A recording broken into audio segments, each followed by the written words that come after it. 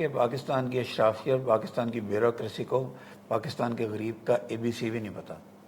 ایک بندہ شام کو اریسٹ ہو رہا ہے 3 سال کے لیے, اس کو میرا آفیشیل اس کا پاسپورٹ لے جا کے اس کو بچاتا ہے, تو وہ شکایت لگا دیتے ہیں کہ ایک پاکستانی ٹیررسٹ کو ایمبیسڈر نے پاسپورٹ. لیکن پاکستان کے عوام کا آپ خیال نہیں رکھیں گے تو آپ کے ملک کی کوئی عزت نہیں کرے گا. پاکستان کے اپنے لوگ عزت نہیں کریں گے, اور اگر پاکستان کے اپنے لوگ عزت نہیں کریں گے تو ہوسٹ کنٹری آپ کی عزت نہیں کرے گی. بالکل ٹھیک ہے سر. ایک عام ورکر کی یہاں پہ جو سیلری ہے وہ کیا ہے؟ تقریباً 110 ریال سے لے کے 200 ریال. بالکل ٹھیک ہے سر. یورپ میں موسٹلی اکثر دیکھا جاتا ہے کہ لوگ انلیگل مائگریشن بہت کرتے ہیں, کیا عمان میں بھی ایسا سین ہے؟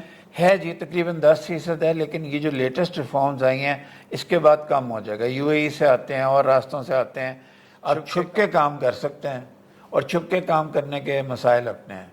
تو پلیز یہاں وزٹ ویزا بیس نہیں, اچھا نہ ہے کہ وہ ورک ویزا میں کنورٹ ہو جائے. بالکل ٹھیک ہے. اور جس دن ہم نے نیوکلیئر ٹیسٹ کیے تھے, یہاں عمانی ہیں جو ساری رات دعائیں کر کے پاکستان کے حق میں دعائیں کر کے روتے رہے تھے, بالکل سجدے کر کے. بالکل ٹھیک ہے. السلام علیکم جی, میرا نام علی شیر اور آپ دیکھ رہے ہیں پنجاب یورو TV. ایک اور با مقصد انٹرویو لے کے آپ کی خدمت میں حاضر ہوئے ہیں, ایک نئی جگہ پہ, نئے ملک میں, نئے سفارتخانہ میں. مسقط عمان میں ہم موجود ہیں, اور یقیناً بہت زیادہ لوگ واقف ہوں گے. عمران علی چودھری صاحب سفیر پاکستان ہمارے ساتھ موجود ہیں. یہاں پہ پاکستانی کمیونٹی کے کیا حالات ہیں, کیسے وہ سروائیو کرتے ہیں, کن لوگوں کو آنا چاہیے, کن لوگوں کے لیے اپرچونٹیز ہیں, اور اوورآل یہاں پہ کیا سچویشن ہے, گراؤنڈ ریالٹیز کیا ہیں. یہ بہت ہی معلوماتی انٹرویو کا ہمارے ساتھ جڑے رہیے. ہم گفتگو کا آغاز کرتے ہیں. سر السلام علیکم. السلام علیکم. میں بتاؤں, آپ پاکستان کا ضمیر ہیں بیٹے. سر بہت شکریہ, ہمارے لیے thank you very much. It's an honour for me. Sir آج چھٹی کا دن ہے, کیسے آنا ہوا ایمبیسی؟ صبح بارش بہت تھی, پانی بہت تھا, فون کیا پتہ چلا کہ پاکستانی مصیبت میں ہے, اور یہاں تو صبح 7 بجے ایمبیسی کھلوا دی, ہم پہنچ گئے. اچھا سر, یہ فرمائیے گا یہاں پہ کتنا ٹائم ہو گیا آپ کو؟ تقریباً جی 2 سال. 2 سال ہو گئے ہیں. 2 سال. جو لوگ فرسٹ ٹائم یہ انٹرویو دیکھ رہے ہیں ان کی رہنمائی کر دیجئے کہ کہاں کہاں آپ نے خدمات سر انجام دی ہیں. واشنگٹن میں جی پہلے 9/11 کے وقت, اس کے بعد ٹورانٹو میں, پھر بارسلونا میں, اور اب مسقط. بالکل ٹھیک ہے.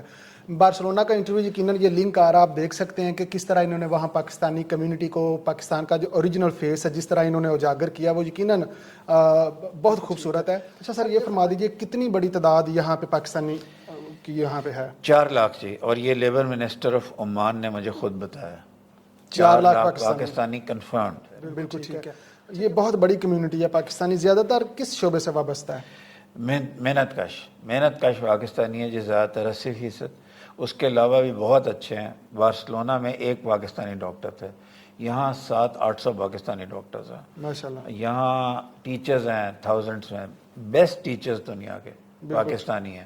یہاں بزنس مین ہیں, ہوٹل والے ہیں. کہ آپ کے آنے کے بعد انوائرمنٹ کیسا چینج ہوا ہے اور ان میں کیا کیا تبدیلیاں آئی ہیں؟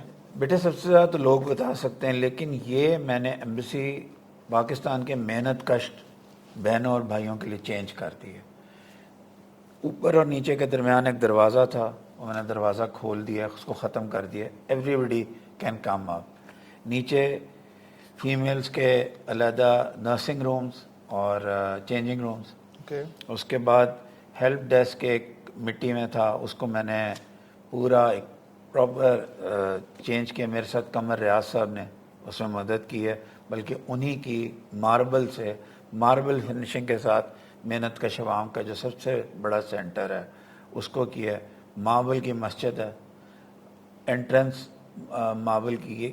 ماربل میں اس لیے بار بار کہہ رہا ہوں کہ یہ چیزیں ایسوسیٹڈ ہوتی ہیں افسروں کے ساتھ. اب یہ عام پاکستانیوں کے لیے کرسیاں ٹین کی تھیں, آپ 2 منٹ نہیں بیٹھ سکتے تھے, وہ اب کشن چیئرز ہیں. Female sitting area, playing area, وہ بہت بڑا کر دیا گیا ہے. تو یہ محنت کش پاکستانی کی ایمبیسی ہے, میں نے بنا دی ہے.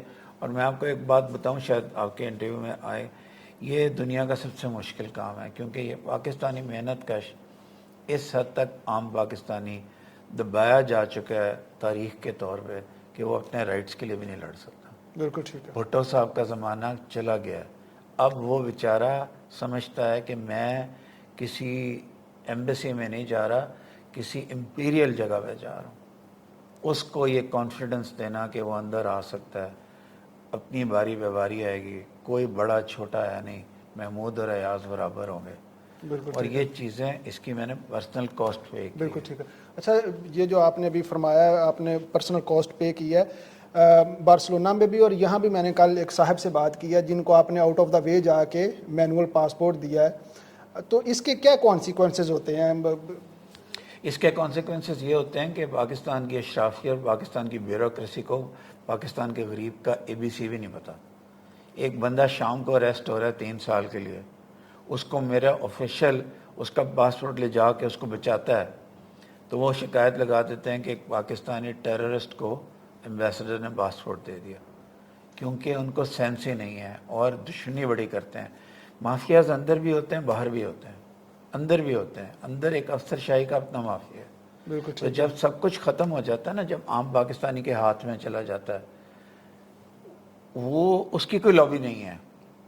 بالکل اور جو لوگ اپنا اختیارات استعمال کرتے ہیں اندر اور باہر, وہ ناراض ہو جاتے ہیں. سر ہم نے کل وزٹ کیا ایمبیسی کا اور بہت زیادہ چیزیں ہیں جو دیکھنے کو آئی. یقیناً بہت زیادہ لوگ یہ جانتے ہوں گے کہ ایمبیسیز میں آپ بہت کم دیکھتے ہیں مساجد ہوں, کنٹینز ہوں.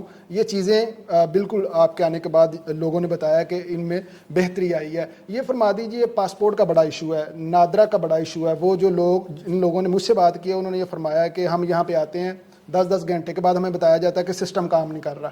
یہ نادرا کا ایشو ہے.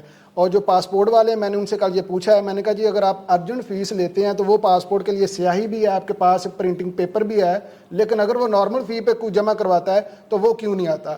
تو انہوں نے کہا جی یہ پاکستان میں مسئلہ ہے, ہم اس پہ کچھ نہیں کہہ سکتے.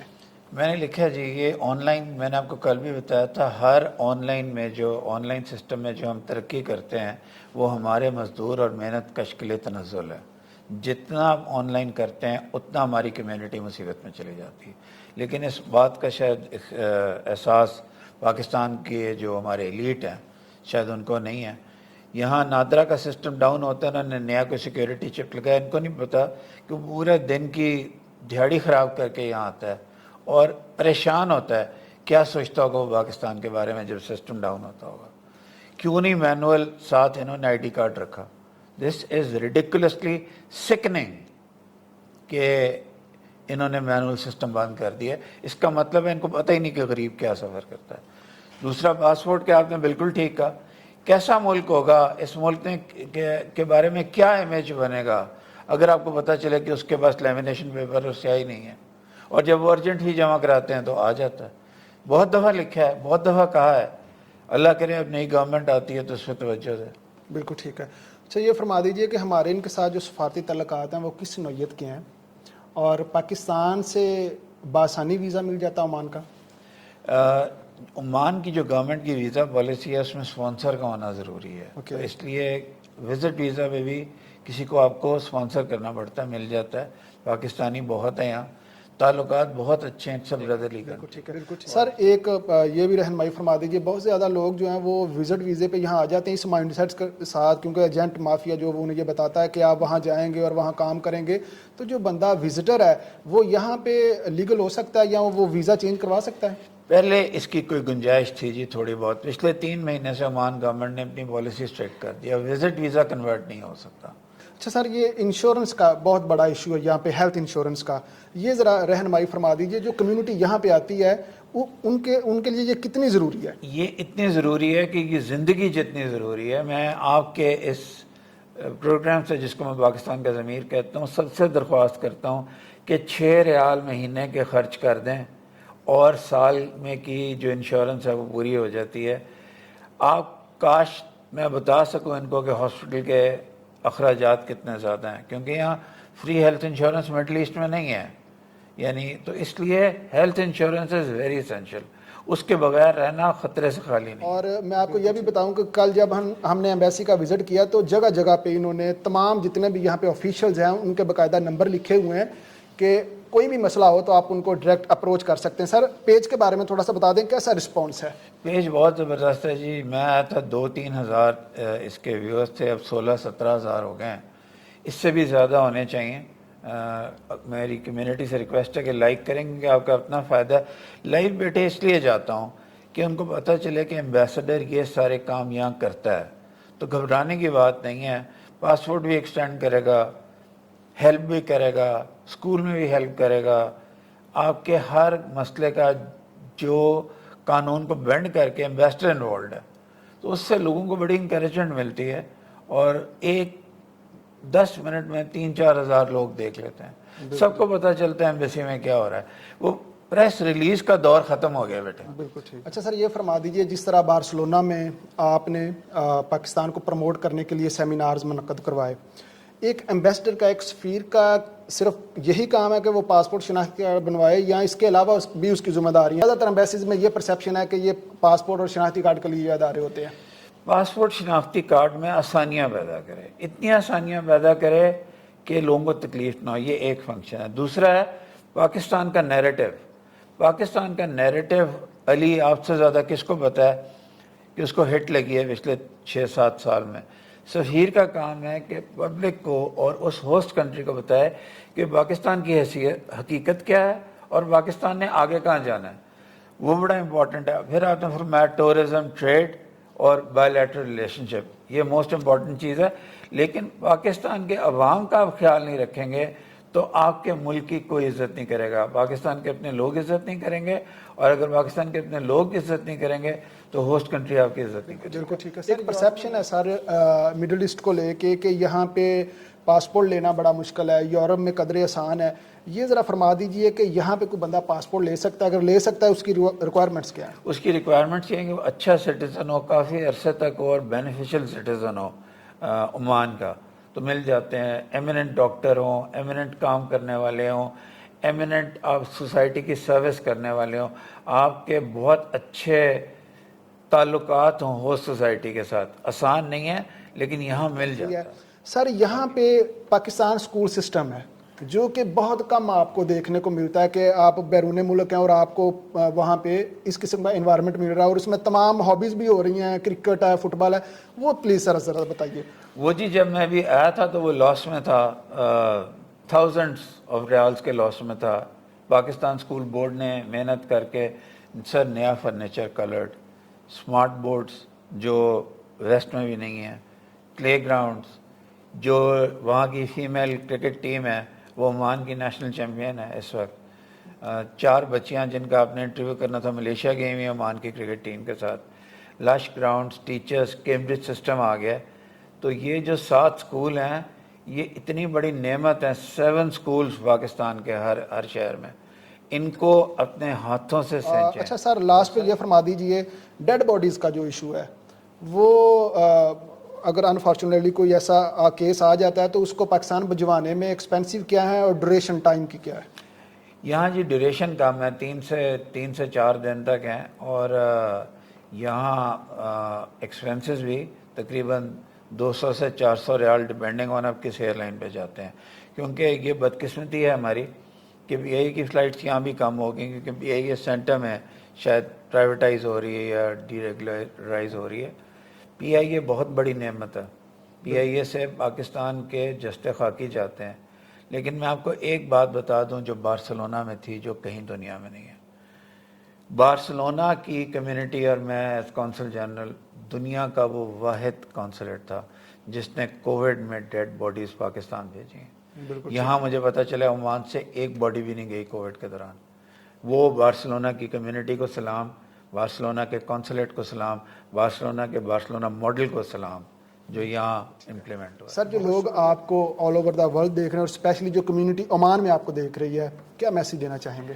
سب سے بڑا میسیج ہے اپنے باقی پاکستانیوں کی مدد کریں، اپنے سوشل کلب کو ریسٹور کریں، پاکستانی اسکول کو ہارورڈ تک لے کے جائیں، ایمبیسی کی مدد کریں، اور یہاں جو مستحق پاکستانی ہے اس کے لیے اپنی جان دے دیں. اور میں آپ کو بتاؤں سر، یہاں کی کمیونٹی بہت کرتی ہے ایک دوسرے کا، پتہ نہیں چلتا. آج جب تشریف لائے تھے تو ایچ راجہ صاحب کا سنا تھا کہ وہ کرتے ہیں، اور میں نے پھر ان کو بلایا بھی ہے. شاندار صاحب، بہت لوگ ہیں جو پاکستانی کمیونٹی کا کرتے ہیں. نام لینا شروع کروں گا تو نام ختم نہیں ہوگا. بالکل ٹھیک ہے، بہت شکریہ. Thank you very much for your time sir. یقیناً آپ لوگوں کے نالج میں اضافہ ہوا ہوگا. اس انٹرویو کا پرپز بھی یہ تھا کہ جو کمیونٹی یہاں رہتی ہے فیوچر میں یہاں آئے گی انہیں پتہ ہو کہ یہاں کی لائف کیسی ہے اور یہاں آ کے جو سب سے بیسک بنیادی کام ہے وہ آپ نے کیا کرنا ہے. اسی کے ساتھ مجھے اجازت دیں. پاکستان پائندہ باد.